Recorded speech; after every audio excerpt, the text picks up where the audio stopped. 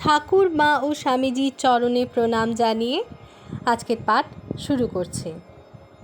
ঠাকুর বলতেন যে সাধন করলেই ঈশ্বরকে দেখা যায়। আরও বলেছেন, ঈশ্বর দর্শনই মানুষ জীবনের উদ্দেশ্য।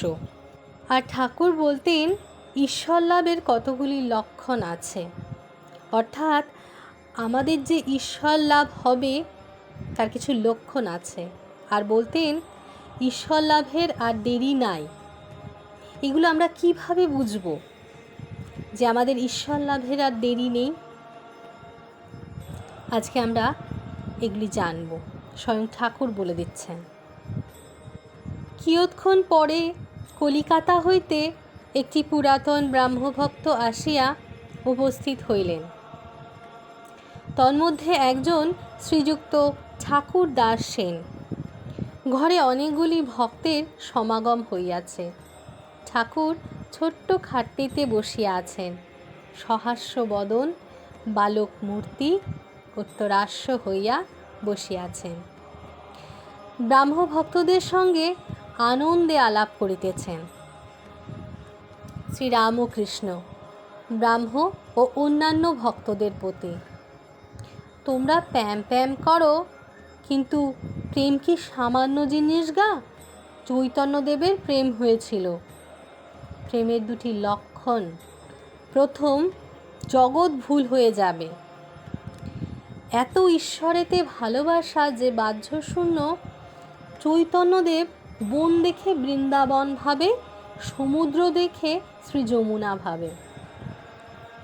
তো ঠাকুর ব্রাহ্মভক্ত এবং ব্রাহ্মদের এবং অন্যান্য ভক্তদের বলছে যে তোমরা তো প্রেম প্রেম করো, কিন্তু প্রেম যে কী জিনিস সেটা কি তোমরা জানো? সেটা কি সামান্য জিনিস? চৈতন্যদেবের প্রেম হয়েছিল বলে ঠাকুর বলছেন দুটি লক্ষণ আছে প্রেমের। কি? প্রথম লক্ষণ হচ্ছে জগৎ ভুল হয়ে যাবে। এত ঈশ্বরেতে ভালোবাসা চৈতন্যদেবের হয়েছিল।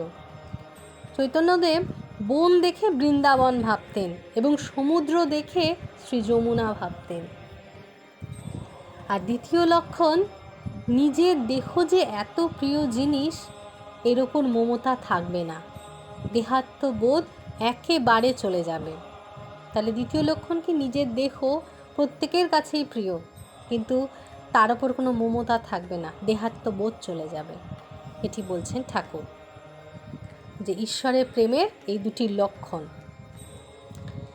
আর কি বলছেন ঠাকুর? বলছেন আজকের যে আলোচ্য বিষয়, ঠাকুর বলছেন ঈশ্বর লাভের কতগুলি লক্ষণ আছে। যার ভিতর অনুরাগের ঐশ্বর্য প্রকাশ হচ্ছে, তার ঈশ্বর লাভের আর দেরি নাই। অর্থাৎ ঠাকুর বলছেন যে ঈশ্বর লাভের আর দেরি নাই। আমরা কি করে বুঝবো? বলছেন যার ভিতর অনুরাগের ঐশ্বর্য প্রকাশ হচ্ছে, তার ঈশ্বর লাভের আর দেরি নাই। অনুরাগের ঐশ্বর্য কি? সেগুলি হচ্ছে বিবেক, বৈরাগ্য, জীবে দয়া, সাধু সেবা, সাধু সঙ্গ, ঈশ্বরের নাম গুণকীর্তন, সত্য কথা, এই সব। তাহলে অনুরাগের ঐশ্বর্য যার মধ্যে প্রকাশ হচ্ছে, তার ঈশ্বর লাভের আর দেরি নাই। আমাদের মধ্যে যদি বিবেক, বৈরাগ্য, জীবের প্রতি দয়া, একটু সাধু সেবা, সাধু সঙ্গ, ঈশ্বরের নাম গুণগান, আর ঠাকুর বলতে সর্বদা সত্য কথা বলতে, এই সব যদি আমাদের মধ্যে দেখা যায়, তবে ঠাকুর কিন্তু বলছেন যার ভিতর অনুরাগের ঐশ্বর্য প্রকাশ হচ্ছে, তার ঈশ্বর লাভের আর দেরি নাই। আর কি বলছেন? এই সকল অনুরাগের লক্ষণ দেখলে ঠিক বলতে পারা যায় যে ঈশ্বর দর্শনের আর দেরি নাই। বলে ঠাকুর এই জিনিসটিকে একটি উদাহরণের মাধ্যমে বোঝাচ্ছেন সহজভাবে, যাতে আমরা বুঝতে পারি।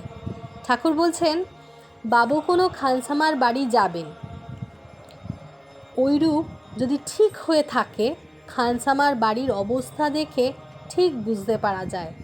প্রথমে বন জঙ্গল কাটা হয়, ঝুল ঝাড়া হয়, ঝাঁটপাট দেয়া হয়। বাবু নিজেই শতরিঞ্চি, গুড়গুড়ি, এসব 5 রকমের জিনিস পাঠিয়ে দেন। এসব আসতে দেখলেই লোকেরা বুঝতে বাকি থাকে না বাবু এসে পড়লেন বলে। অর্থাৎ ঠাকুর বলছেন যে ঈশ্বরে যে অনুরাগের ঐশ্বর্য প্রকাশ, আমাদের ভিতর যে অনুরাগের ঐশ্বর্য প্রকাশ হচ্ছে, তা ঈশ্বর লাভের আর দেরি নাই। তো অনুরাগের ঐশ্বর্য বিবেক, বৈরাগ্য, জীবে দয়া, সাধু সেবা, সাধুসঙ্গ, ঈশ্বরের নাম গুণকীর্তন, সত্য কথা, এই সব। আর কি বলছেন, যেমন আমরা বুঝতে পারি সেটি বলছেন, বাবু যদি কোনো খানসামার বাড়ি যান তো ওইরূপ যেন ঠিক হয়ে থাকে যে খানসামার বাড়ির অবস্থা দেখলেই বোঝা যায়। কোনো বাবু খানসামার বাড়ি যাবেন, প্রথমে কি হয়, বন জঙ্গল কাটা হয়, ঝুল ঝাড়া হয়, ঝাঁটপাট করা হয়, বাবু নিজেই 17 ইঞ্চি দেন, গুড়গুড়ি, এইসব 5 রকমের জিনিস পাঠিয়ে দেয়। তো এইসব দেখলেই লোকেরা বুঝতে পারে বাবু এসে পড়লেন বলে। তেমনি ঠাকুররাও বুঝতে পারেন, এবং ঠাকুর বলে দিচ্ছেন আমরাও কিভাবে বুঝবো যে ঈশ্বর লাভের আর দেরি নাই। তো কিছু লক্ষণ এইগুলোর কথাই বললেন। এবার একজন ভক্ত বলছেন, আগে বিচার করে কি ইন্দ্রিয় নিগ্রহ করতে হয়? ঠাকুর বলছেন ও এক পথ আছে, বিচার পথ। ভক্তি পথেও অতীন্দ্রিয় নিগ্রহ আপনই হয়, আর সহজে হয়। ঈশ্বরের ওপর যত ভালোবাসা আসবে ততই ইন্দ্রিয় সুখ আলুনি লাগবে। অর্থাৎ ঠাকুর বলছেন ঈশ্বরের ওপর যখন আমাদের ভালোবাসাটি বাড়বে, আস্তে আস্তে আস্তে আস্তে ভালোবাসা আসবে, তত আমাদের কি হবে, ইন্দ্রিয়ের সুখকে আলুনি লাগবে, আর ভালো লাগবে না। তাহলে আজকে আমরা এখান থেকে জানতে পারলাম যে ঠাকুর বলছেন তোমরা যে এত প্রেম করো, প্রেম কি জিনিস কি জানো? চৈতন্যদেবের প্রেম হয়েছিল। প্রেমের দুটি লক্ষণ। প্রথম লক্ষণ হচ্ছে, ঠাকুর বলছেন জগৎ ভুল হয়ে যাবে, এত ঈশ্বরেতে ভালোবাসা। দ্বিতীয় লক্ষণ, নিজের দেহ যে এত প্রিয় জিনিস, এর ওপর কোনো মমতাই থাকবে না, দেহাত্মবোধ একেবারে চলে যাবে। আর বলছেন ঈশ্বর লাভের লক্ষণ, অর্থাৎ আমাদের যে ঈশ্বর লাভ হবে, ঈশ্বর লাভের আর দেরি নাই, এটি আমরা কি করে বুঝবো, সেটি স্বয়ং ঠাকুর বলছেন। যার ভিতর অনুরাগের ঐশ্বর্য প্রকাশ হচ্ছে, তার ঈশ্বর লাভের আর দেরি নাই। অনুরাগের ঐশ্বর্য কি? সেগুলো হচ্ছে বিবেক, বৈরাগ্য, জীবে দয়া, সাধু সেবা, সাধু সঙ্গ, ঈশ্বরের নাম গুণকীর্তন, আর সত্য কথা, এইসব। ঠাকুর বলছেন এই সকল অনুরাগ লক্ষ্য করলে ঠিক বলতে পারা যায় ঈশ্বর দর্শনের আর দেরি নাই। আর একজন বলছেন যে ইন্দ্রিয় নিগ্রহ কীভাবে করবে? ঠাকুর বলছেন ও এক পথ আছে, সেটি হচ্ছে বিচার পথ।